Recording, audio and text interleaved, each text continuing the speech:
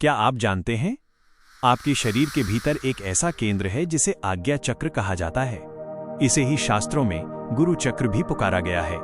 इसकी स्थिति आपके दोनों आंखों की भौहों के बिल्कुल बीच में है, ठीक उसी जगह जहां हम टीका या तिलक लगाते हैं, जिसे भ्रिकुटी भी कहते हैं। सूक्ष्म दृष्टि से देखें तो इस चक्र में दो दल यानी दो पंखुड़ियों वाला एक दिव्य कमल खिला है और उस पर सूक्ष्म स्वरूप में स्वयं सदाशिव विराजमान है। इस आज्ञा चक्र की सिद्धि प्राप्त करना कोई मामूली बात नहीं है। इसके खुलते ही इंसान को ऐसी शक्तियों की अनुभूतियां होती हैं जो साधारण दुनिया की समझ से परे हैं। इसमें मुख्य रूप से मिलने वाली सिद्धियां हैं अणिमा, गरिमा और लघिमा जैसी महान अष्ट सिद्धियां। ये आठों सिद्धियां जो साक्षात परमात्मा के द्वारा प्रदान की जाती हैं, वे इसी चक्र के भीतर निवास करती हैं और इसके खुलते ही जागृत हो जाती हैं। दूसरी बड़ी शक्ति है सर्वार्थ साधन सिद्धि।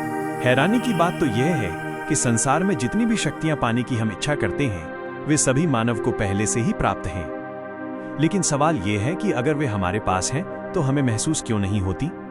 दरअसल वे हमारे पास होते हुए भी अप्राप्त जैसी लगती हैं। इसका कारण है अज्ञान और अविद्या रूपी अंधकार, जिसने इन शक्तियों को ढका हुआ है। लेकिन इस अंधकार को खत्म करने का रास्ता भी हमारे पास है।